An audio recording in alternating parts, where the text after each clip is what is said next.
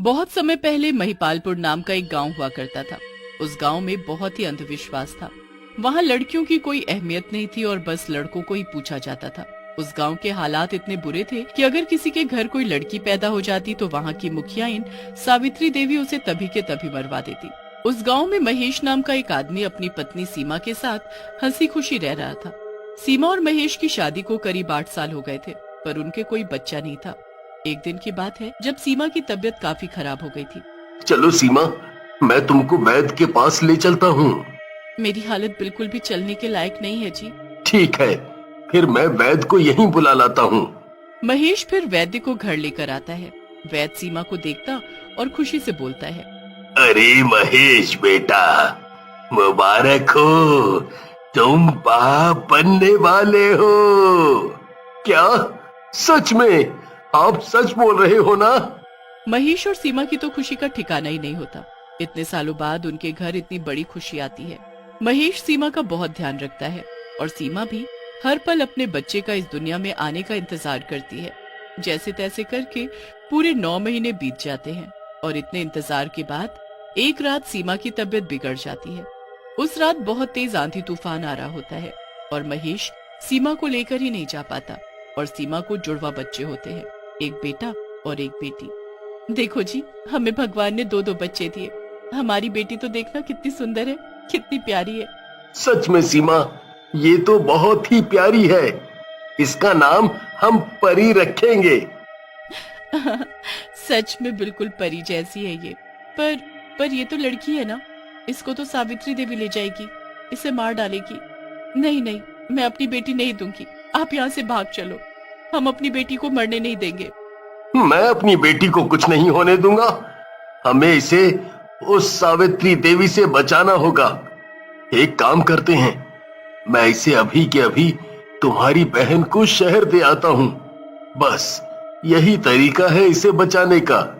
नहीं, मैं इसे अपने से दूर नहीं करूंगी। एक काम करती हूँ, मैं इसे छुपा दूंगी और घर से बाहर ही नहीं निकालूंगी। और गांव वालों को क्या पता कि हमें जुड़वा बच्चे हुए हैं। हाँ, ये तरीका भी सही है। बस फिर उस दिन से महेश और सीमा परी को घर में छुपा कर रखने लगते हैं। धीरे धीरे सालों निकल जाते हैं और परी काफी बड़ी हो जाती है। परी, तुम घर के अंदर ही रहना और बाहर बिल्कुल मत निकलना। ठीक है बाबा। सबके जाने के बाद परी चुपके से खिड़की के बाहर देखने लगती है। परी का बाहर घूमने जाने का बहुत मन करता है। अगर मैं बाहर गई और माँ को पता लग गया तो माँ बहुत डांटेगी। पर मैं ऐसे कब तक घर में रह सकती हूँ। आज बाहर जाकर देख ही आती हूँ कि आखिर कैसा है हमारा गांव। परी बिना कुछ सोचे समझे घर से निकल पड़ती है। अब गांव के लोग परी को देखकर हैरान हो जाते हैं। अरे, हमारे गांव में लड़की कौन? परी को पूरे गांव में एक भी लड़की दिखाई नहीं पड़ती। हर जगह छोटे हो या बड़े, बस लड़के ही लड़के होते हैं। परी ये सब देखकर बड़ी हैरान होती है, पर फिर वो ये सब भूलकर अपना घूमने लगती है। घूमते घूमते परी शांति देवी के घर के बाहर पहुंच जाती है।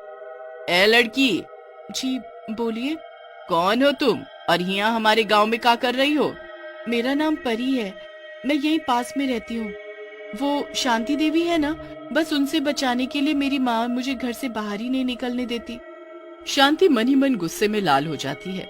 उसे समझ ही नहीं आ रहा होता कि उससे बचाकर आखिर किसने एक लड़की को छुपा रखा था।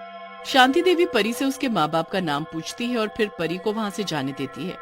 परी पूरा गांव घूमकर घर वापस आ जाती है। परी के माँ बाप और भाई को अगले दिन आना होता है, इसलिए वो अकेले ही घर में सो रही होती है। अब रात को जब पूरा गांव गहरी नींद में होता है तो शांति देवी कुछ लोगों के साथ परी के घर पहुंच जाती है। वो लोग परी पर जानलेवा हमला करते हैं और परी उठ जाती है। ये क्या कर रही हो? मुझे क्यों मार रही हो? और आप तो वही आंटी हो। मैं ही शांति देवी हूँ। क्या? नहीं नहीं, मुझे मत मारना। शांति देवी उसकी एक नहीं सुनती और बेरहमी से परी को मरवा कर वहाँ से चली जाती है। अगले दिन जब उसका परिवार घर आता है तो परी को मरा देखकर सकपका जाता है। परी, परी! हाय मेरी बच्ची, किसने मार डाला इसे? सब बहुत ही रोते हैं और किसी को बता भी नहीं पाते कि उनकी बेटी को किसी ने मार दिया, क्योंकि उन्होंने पहले ही सबसे ये बात छुपा कर रखी होती है। बेचारे अपना दुख अपने अंदर लिए जीने लगते हैं और उनकी सारी खुशियां खत्म हो जाती हैं। इधर परी मरने के बाद एक चुड़ैल में बदल चुकी होती है। वो शांति देवी को खत्म करने के लिए आग बबूला हो रखी होती है। नहीं छोड़ूंगी इसको। इस शांति देवी ने मुझे मार डाला और आज इसकी वजह से मेरा परिवार कितना सदमे में है। इसने इस गांव की कितनी लड़कियों की जान ले ली। अब इसे नहीं छोड़ूंगी मैं। चुड़ैल शांति देवी को मारने के लिए उसके घर पहुंच जाती है और खिड़की से अंदर देख ही रही होती है कि शांति देवी की आवाज उसे सुनाई पड़ती है। शांति देवी उससे कुछ बात कर रही होती है। मैं कितनी खुश नसीब हूँ जो भगवान ने 7-7 बेटे दिए मुझे। एक भी मनहूस लड़की ने मेरे घर जन्म नहीं लिया। अब मैं अपने बेटों के लिए सुंदर और सुशील बहू लेकर आऊंगी। बस फिर यही बात चुड़ैल सुन लेती है और उसके दिमाग में एक ख्याल आता है। उसी रात वो गांव में पोस्टर लगा देती है जिस पर लिखा होता है सबसे सुंदर लड़की का स्वयंवर। जो लड़के इस लायक हो वो 4 दिन बाद इसमें भाग ले सकते हैं। जब सब गांव वाले ये पढ़ते हैं तो दंग रह जाते हैं कि भाई कौन है ये लड़की जो स्वयंवर करवा रही है। शांति देवी को भी ये बात पता लगती है। अच्छा तो ये बात है, मेरे लड़कों से ज्यादा लायक तो कोई इस पूरी दुनिया में है ही नहीं। 4 दिन बाद मेरे बेटे ही जाएंगे इस स्वयंवर में। बस फिर 7 लड़के अपने आप को चुस्त दुरुस्त करने में लग जाते हैं। 4 दिन बाद स्वयंवर का दिन आता है। सब गांव वाले स्वयंवर में इकट्ठे हो जाते हैं। वहाँ एक बड़ी सी कुर्सी पर एक लड़की लहंगा पहनी और घूंघट करे बैठी होती है। आ गए सब लोग। तो कौन है जो मेरे लायक है? अब तू कौन है जो हमारे गांव में स्वयंवर रखकर बैठी है? मैं कोई ऐसी वैसी लड़की नहीं, मैं दूसरे गांव की सरपंच की लड़की हूँ। मेरे पिताजी ने मुझे खुद दूल्हा ढूंढने का हक दिया है। 8 गांव में देख चुकी, मुझे पसंद ना आया तो आज इस गांव में देखने आ गई कि यहाँ कोई मर्द है या फिर सब यहाँ भी ऐसे ही हैं। ए लड़की, मेरे बेटों को कुछ ना बोलियो, उनके जैसा कोई नहीं। बता क्या करना है, वो सब कर सकते हैं। बस फिर वो चुड़ैल घूंघट में बैठी रहती है और एक एक करके सभी लड़कों की परीक्षा लेती है।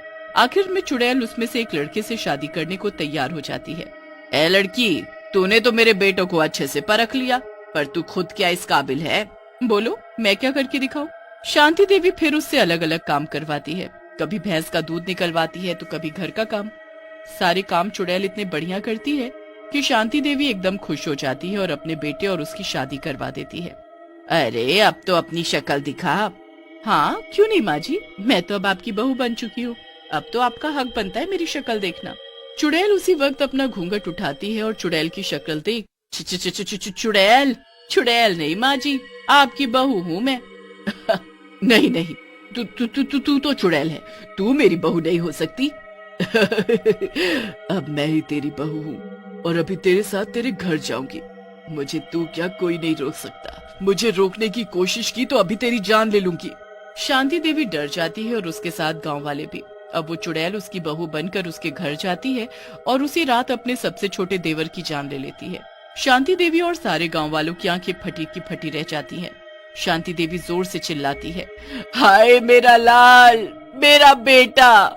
शांति देवी अपने बेटे को गोद में लेकर रो ही रही होती है कि चुड़ैल जब तक दूसरे बेटे की गर्दन मरोड़कर उसे मार डालती है। गांव वाले सब देखते रह जाते हैं और चुड़ैल एक एक करके शांति देवी के सारे बेटों को ऐसे ही दर्दनाक तरीके से मार डालती है। हाय मेरे बेटे, ऐसा क्यों किया मेरे साथ, क्यों मार डाला? ताकि तुझे समझ आए कि जब किसी की औलाद को और बेटियों को तू उनकी माओ के सामने मार डालती है तो उनको कितनी तकलीफ होती होगी। तूने इस गांव में एक लड़की नहीं जीने दी और बेटों के लिए तुझे बहू चाहिए। अरे जब बेटियां जिंदा नहीं रहेंगी तो बहुएं भी कहां से आएंगी और बेटे कैसे होंगे? बेटी तो किसी को नहीं चाहिए होती, सबको लड़का चाहिए और तुझे इन सब से क्या लेना देना? आज तक इस गांव का कोई आदमी ये बात ना बोल पाया मुझसे, क्योंकि मैं इस गांव की बेटी हूँ जिसे मेरे माँ बाप ने छुप कर पाला था, पर बड़े होते ही तूने मुझे मरवा डाला। आज मैंने अपना बदला ले लिया। अब ना तेरे पास औलाद रही और ना हो सकती है। तो ऐसे ही तड़प जैसे ये गांव वाले तड़पे हैं। चुड़ैल ये सब कहकर वहाँ से चली जाती है और गांव वाले ये सब देखकर बड़े खुश होते हैं। तभी वहाँ एक दाई एक बच्ची को लेकर आती है। शांति देवी, वो बिमला थी ना, उसकी बेटी हुई है। बिमला तो जन्म देते ही मर गई, बाप इसका पहले ही बीमारी में मर गया था। अब इसको लो और मार डालो। नहीं नहीं, मैं ऐसा कैसे कर सकती हूँ? इतने सालों से जो पाप करते आई हूँ, आज मुझे मौका मिला है उसका पश्चाताप करने का। मैं पालूंगी इसे और अब से इस गांव में कोई हत्या नहीं होगी।